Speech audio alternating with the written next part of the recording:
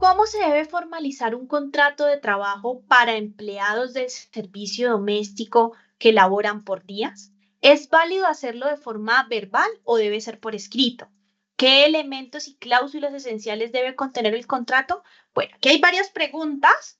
Entonces, lo primero que debemos, digamos, para tener un contexto de lo que nos están preguntando, que nos hablan sobre el servicio doméstico y demás, lo primero que debemos tener claro es que el servicio doméstico se puede dar de muchas formas. Este trabajo se puede dar de muchas formas.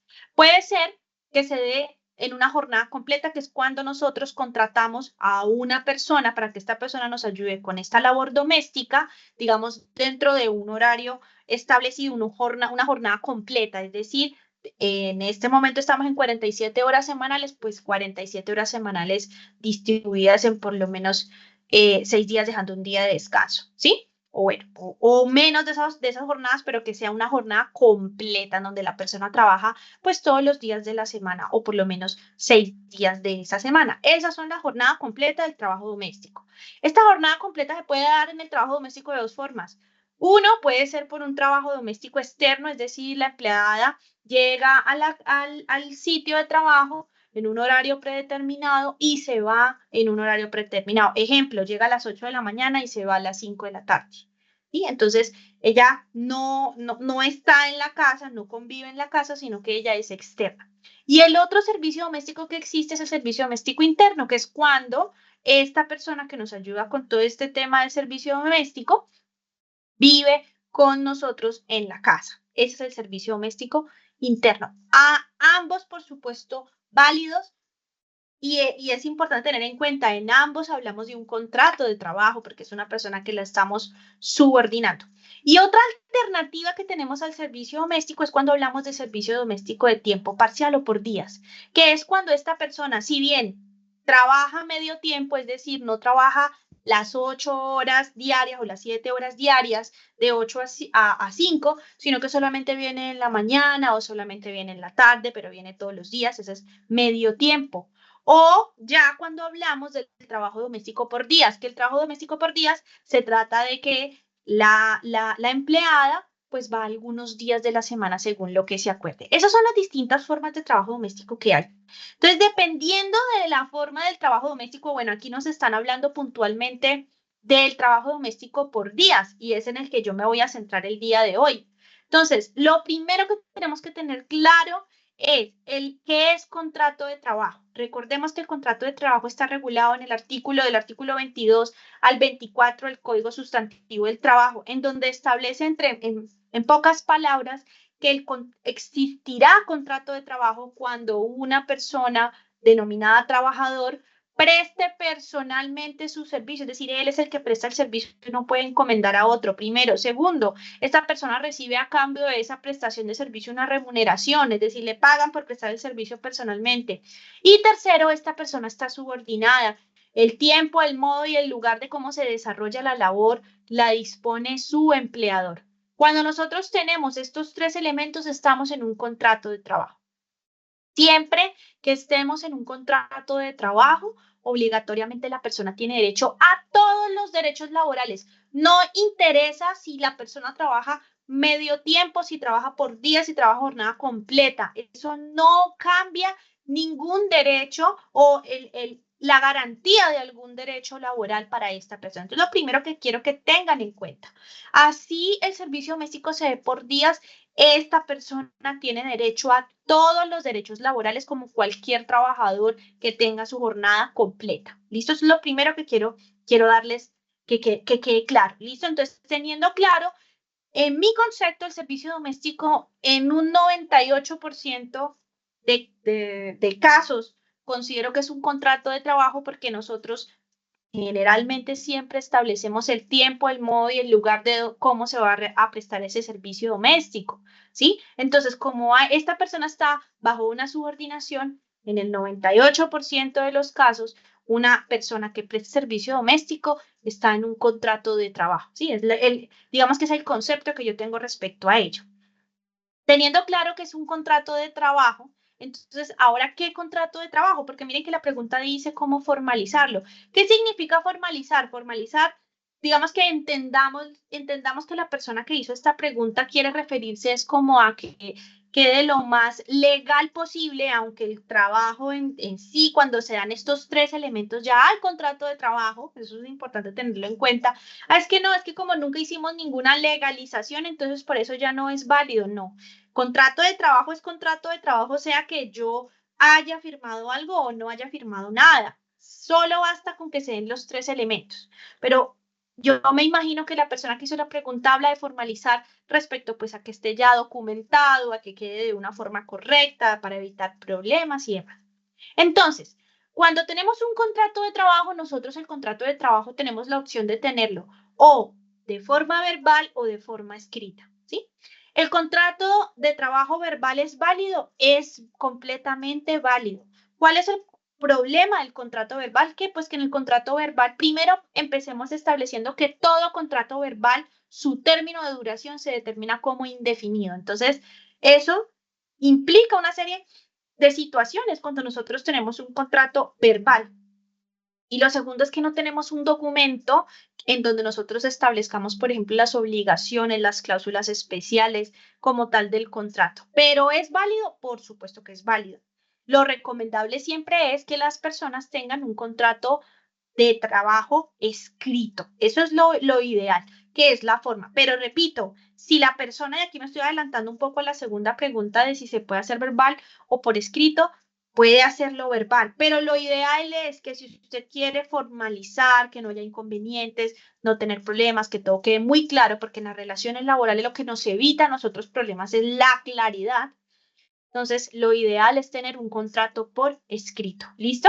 Ahora, ya hablamos según la forma en la que lo hacemos. Ahora hablemos según la duración. Los contratos de trabajo pueden ser, según su duración, de tres formas. Puede ser un contrato a término fijo, un contrato indefinido o un contrato por duración de la obra o labor. El empleador finalmente es el que elige cuál de esos tres contratos va a utilizar, ¿sí? ¿Cuál va a usar? Si el fijo, si el indefinido, si el contrato por duración de la obra o labor, ¿sí? El empleador es quien decide si lo va a hacer por un contrato verbal o escrito, pero lo que yo les aconsejo, si ustedes quieren tener esa claridad que les manifiesto, háganlo por escrito. Ahora, una vez ustedes eligieron tener el contrato por escrito, debemos establecer cuál va a ser el tiempo de duración de ese contrato. Listo. Existe la opción de tener un contrato a término fijo. ¿Qué es un contrato a término fijo? Es donde nosotros establecemos un día de inicio y un día final. Establecemos un tiempo.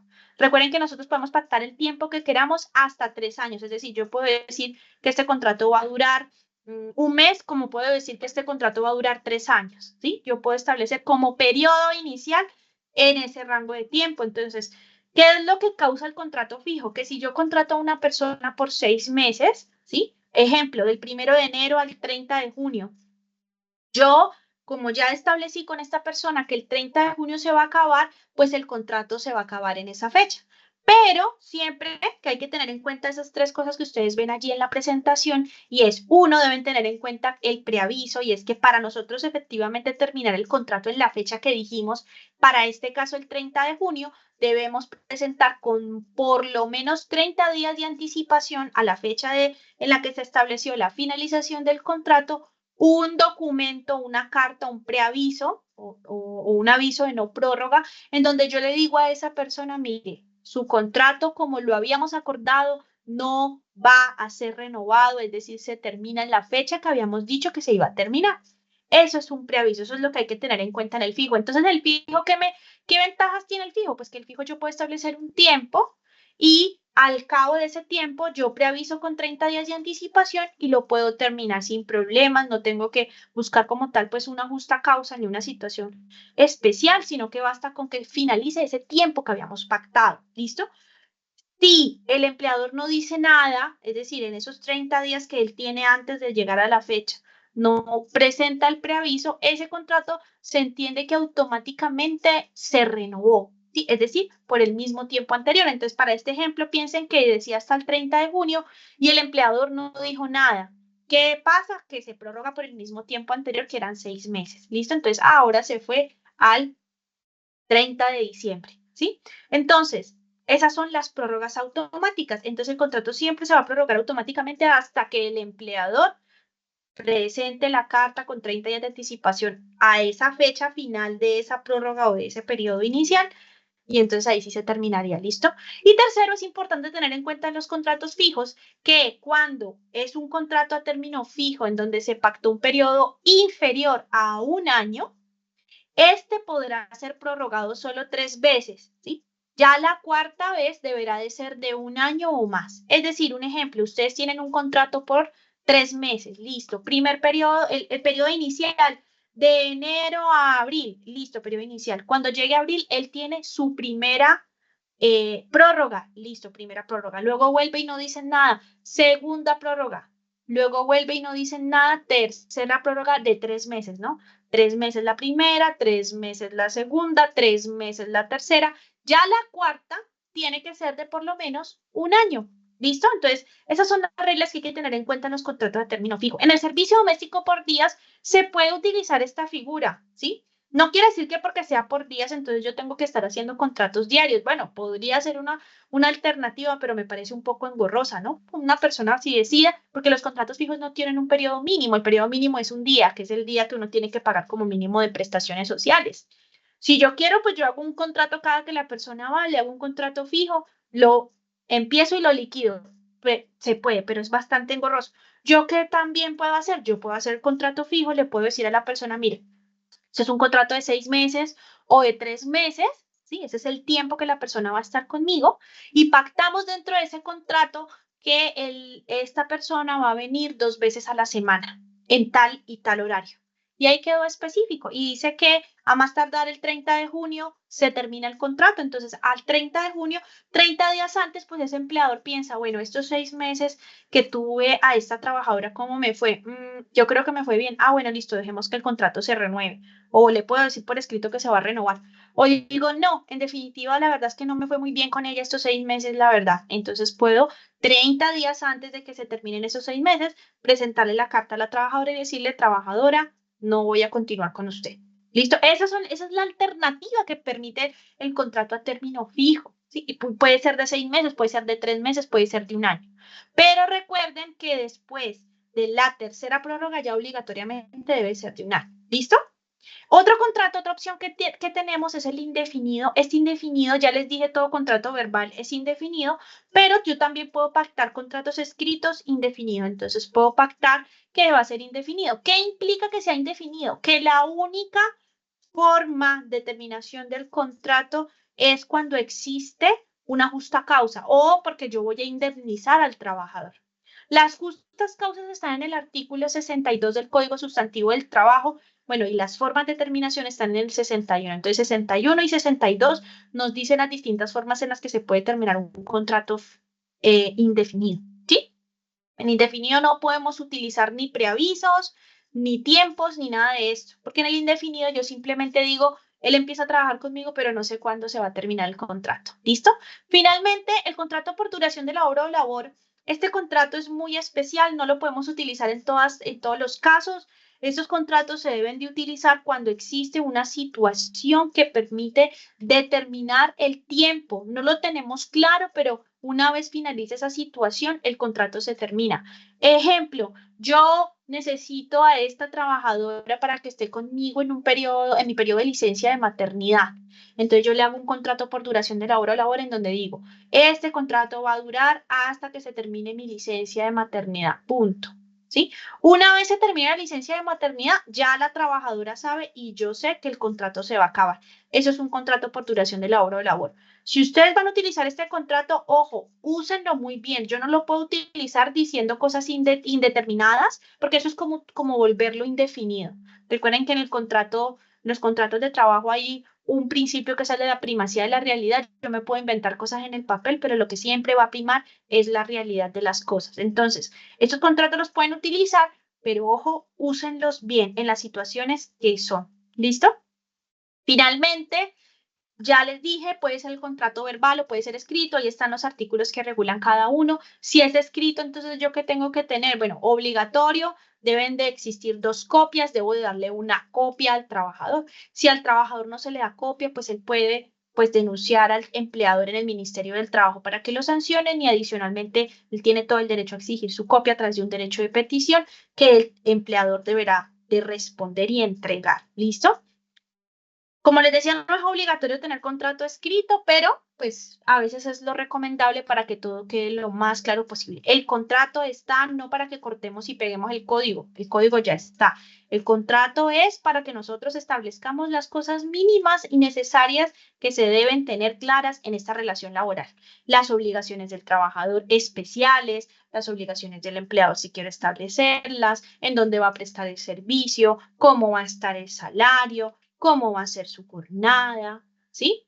Esas son las cláusulas que deben de ir en el contrato, pero cosas especiales, no vayan a establecer cosas que ya están en el código, no es necesario. Hay unas cláusulas que uno puede establecer, por ejemplo, la de confidencialidad, perfectamente puedo pactarla y puedo decir que si se vulnera la confidencialidad de lo que ocurre en mi hogar, por ejemplo, pues eso será una justa causa y además generará el pago, una indemnización, o sea, poner una cláusula como con un castigo y se puede decir, o una sanción, también, pues es válido porque hablamos de la confidencialidad.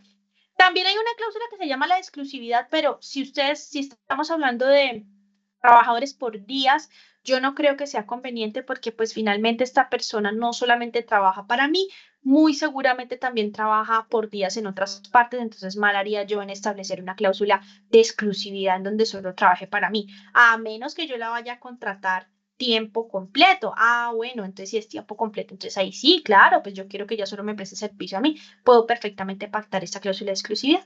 Debe tener la identificación de las partes, el domicilio, desde cuándo se va a realizar la labor, dónde se van a realizar las labores, cuál es la remuneración, de qué forma se va a pagar, cuánto tiempo va a durar el contrato, si es fijo, si es indefinido, si es por duración de la obra o labor. ¿Listo?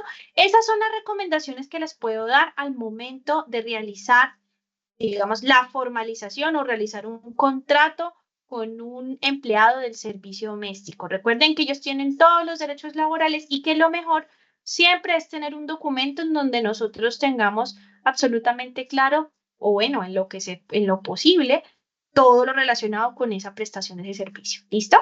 Disfruta de nuestra programación semanal. Suscríbete a nuestro canal, actualícese video